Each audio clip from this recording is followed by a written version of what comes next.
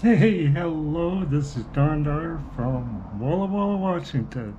And what I want to talk about is gaining confidence in using machine tools for doing machine work. And that's kind of a where do you start? What do you do? You learn these basic things about the tool shapes and sticking stuff in the machine, but where can you really get started to build up some confidence? And this is one that's been around for a long time, and one channel starts people off on this kind of thing and encourages it, and that is model steam engines. Now, I've built several of these things, and I'm pretty sure that's why I have just a mountain of confidence operating this equipment. I'm full of confidence. And maybe other things too, huh? So, the patina is real. I made this sometime in the 1980s. And I've just gone over it with oil, and I got it oiled up, and it's got a model governor on it. This was a kit made by a company called Tiny Power, and they called this an Ajax motor. And it came in rough castings, and I can't remember if I had to make the screws and stuff out of square or hex stock or not. I can't remember. It was a long time ago. Some kits are like that, some aren't. And I'm trying to think, this took maybe 125 hours to make.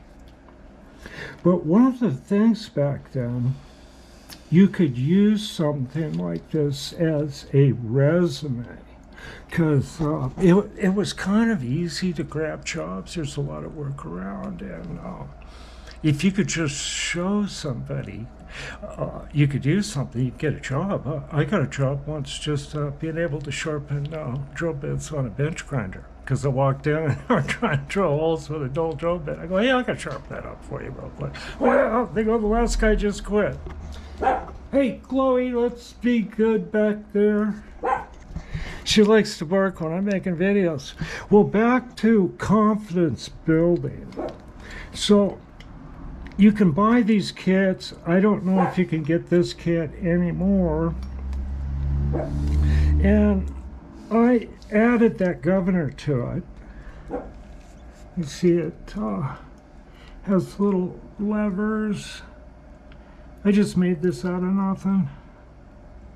The fireballs flip out, then it lifts this little lever up and lets steam escape.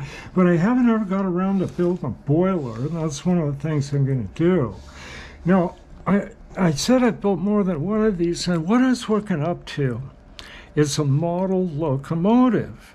And I've got one of the wheels is right up there. It's and there's 5 other ones like that. It's got 6 drivers. It's an old Baldwin 10-wheeler. It's kind of an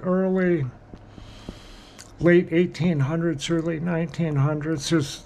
The one I'm building is over at the park in Pasco, at the courthouse there. And so that's another story I'll tell you real quick. I bought the kit, and it came with a chassis. I go, man, that's a interesting chassis that you build out of square material. And I'm not kidding you, it looks like a chassis for a go-kart or something like that.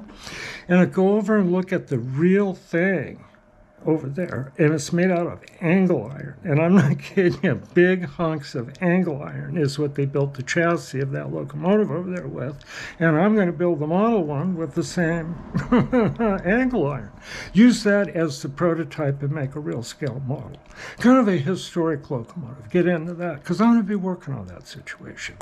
Well, I built these also so I could conquer that locomotive, because the locomotive, steam locomotive projects are the ultimate machine work millwright projects. You know, you have to, you know, be a bit of a machinist to make it, and you have to be a bit of a millwright to make it work.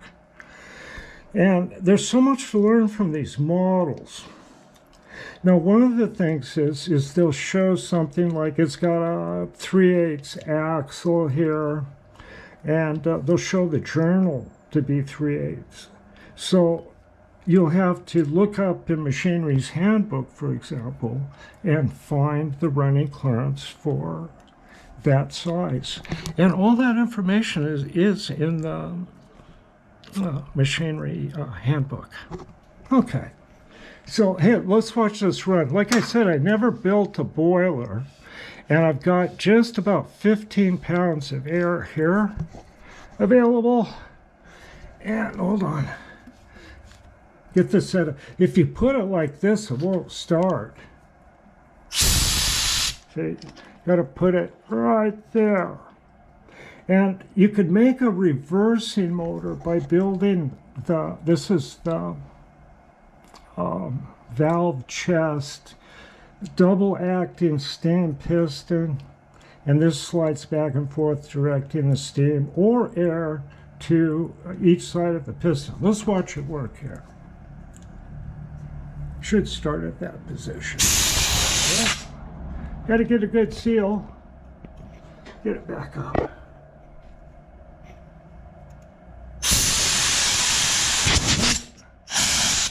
Hold on. It's sitting a little wobbly. I think I wadded up that material.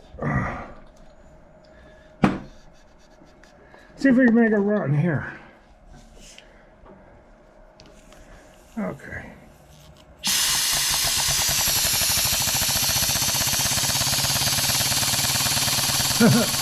That's a little over speeding at about 15, 17 pounds. I can slow it down. I think if it was running like its scale speed, it would look something about like this.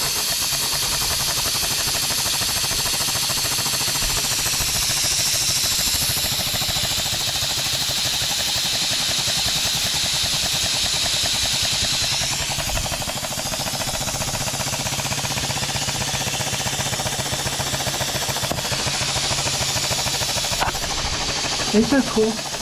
Okay, I just thought I'd point that out on how I get all the confidence to make videos. Little cute steam engine.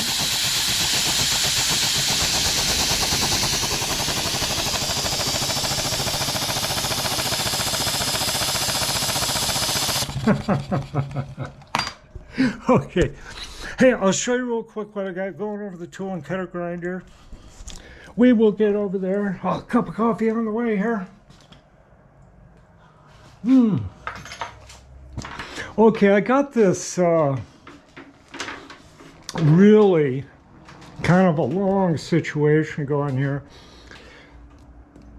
A 5C collet, 1¼ shank, so you have to use this adapter. And the all-tool Rotodex has this tailstock